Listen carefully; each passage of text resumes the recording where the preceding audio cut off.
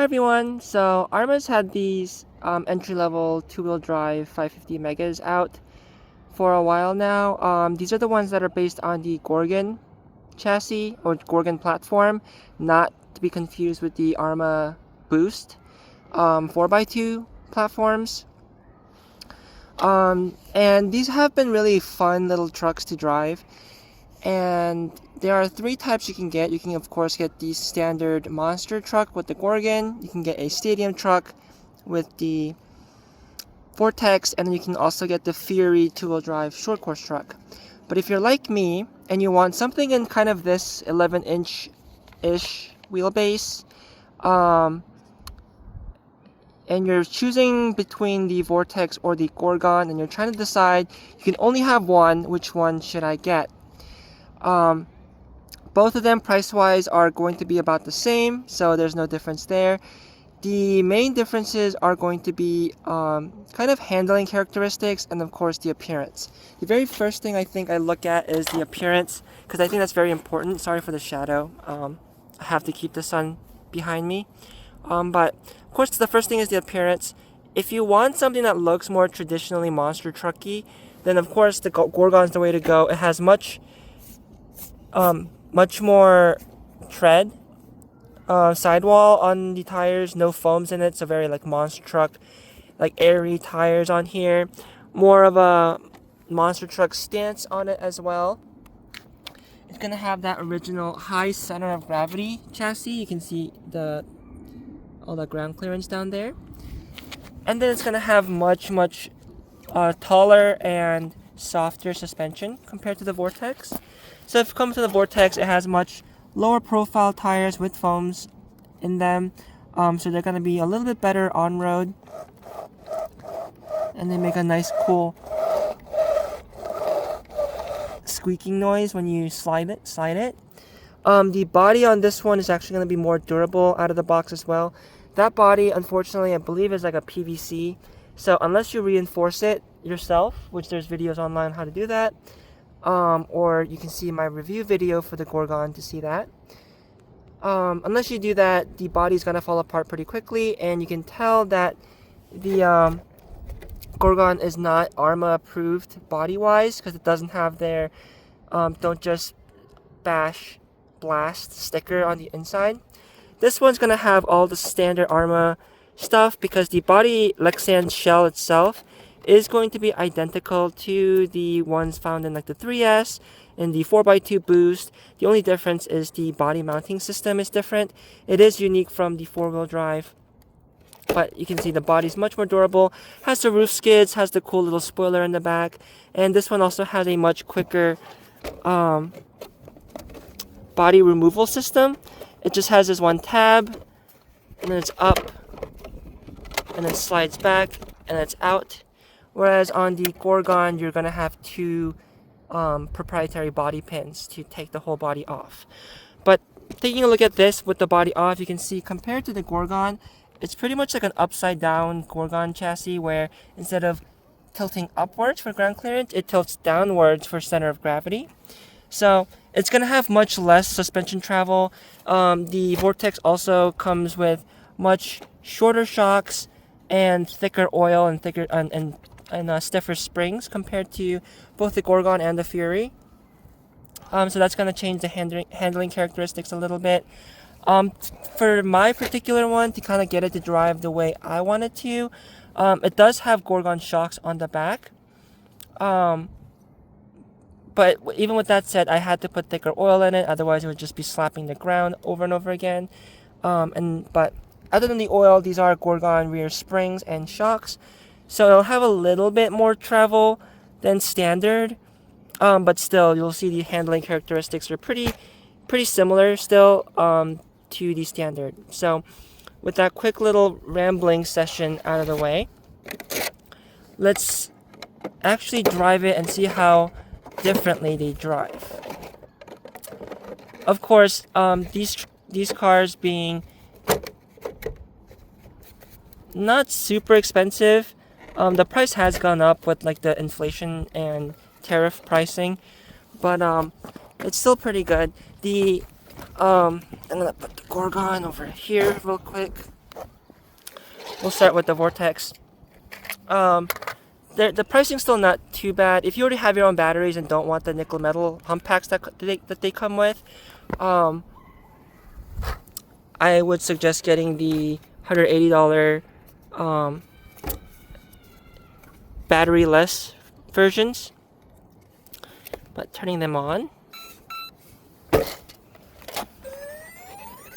So my particular one, like I said, is running Gorgon rear shocks with, I believe it was 45 weight team associated shock oil, stock ESC receiver, stock 14 turn 550 motor,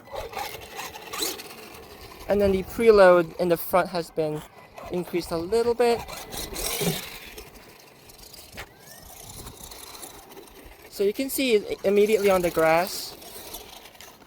It will traction roll quite a bit, even though it does have that lower center of gravity on grass. But on a really rough surface like this, you can see it bounces around a lot and kind of like hops and stuff.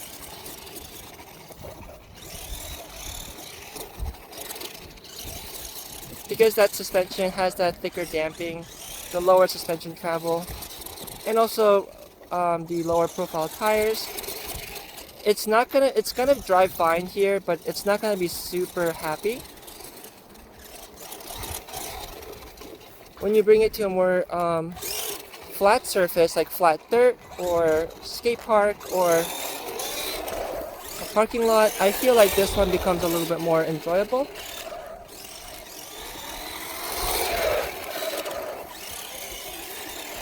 I think the way the tires squeal also kind of adds to that fun.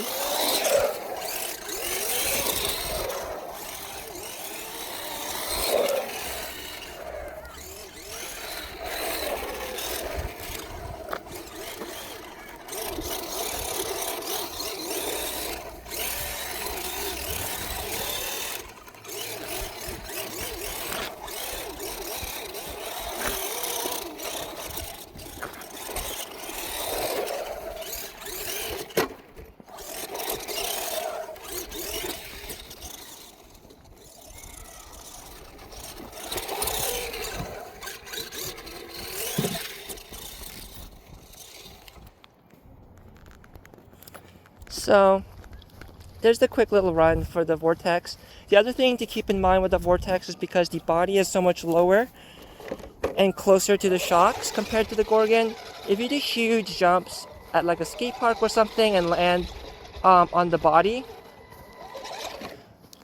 it will have a higher chance of breaking that shock, just because the body will kind of give and allow it to kind of hit that. Switching over to the Gorgon real quick. I love the little like noise these ESCs make when you turn them on. I think it's really cute.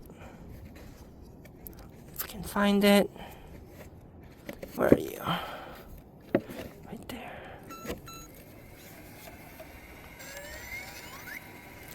So for the Gorgon, I have added a fan, as you can hear, because of the position of this motor and this chassis. There's not a lot of airflow that gets to the motor, and also with the bigger tires, the motor does tend to get hotter. So you do want a motor on it. And I did end up blowing up a motor in this one, but if you want to know more about that, see the review for this truck. So it has a 14 turn 550 Arrma motor. I think the one that used to come in like the 4-wheel drive Granite Megas. I'm not sure what the spec difference is on them, but it feels faster. And you can see I have the wheelie bar in the back on this one. But otherwise, stock suspension tuning, stock everything, other than the wheelie bar motor, maybe. And then the fan. You can see this one likes to pop the wheelies.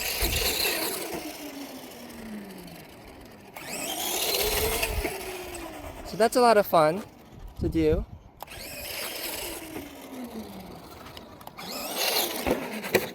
But you can see, because of the higher center of gravity, This one wants, and the softer suspension. This one does lean a lot further in the corners.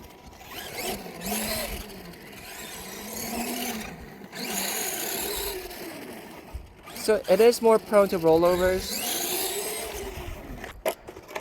Like that, if you're not careful. Though compared to something like a Stampede, the center of gravity is going to be slightly lower just because of the bottom loading battery tray. On the grass though, and rougher terrain, is kind of where this thing shines. You can see how smooth it looks compared to the Vortex. That body is pretty much not moving. It's just the suspension is absolutely soaking everything up.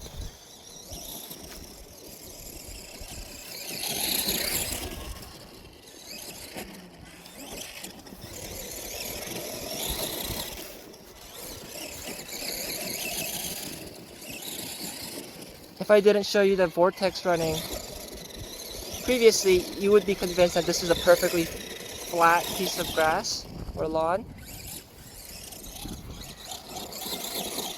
But even in like the super rough stuff, like over here, no issues.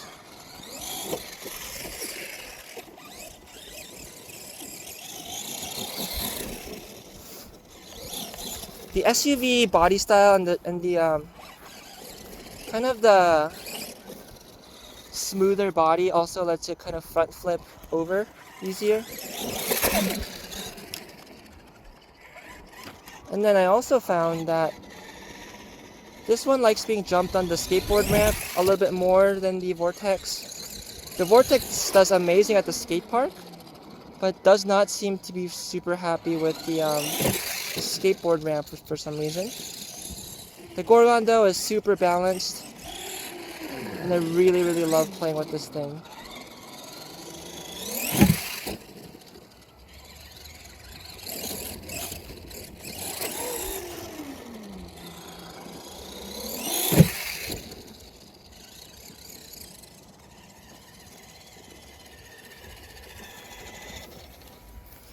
Yeah, with that said, I hope this kind of helps you make your decision.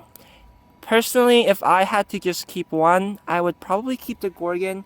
I just have a soft spot for two-wheel drive monster trucks. I started the hobby with a two-wheel drive Stampede XL5.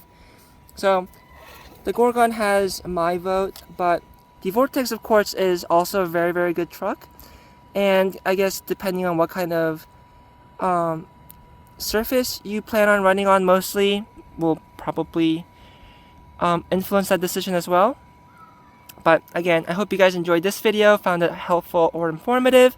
And as always, I hope everyone has a great day and have fun with RC.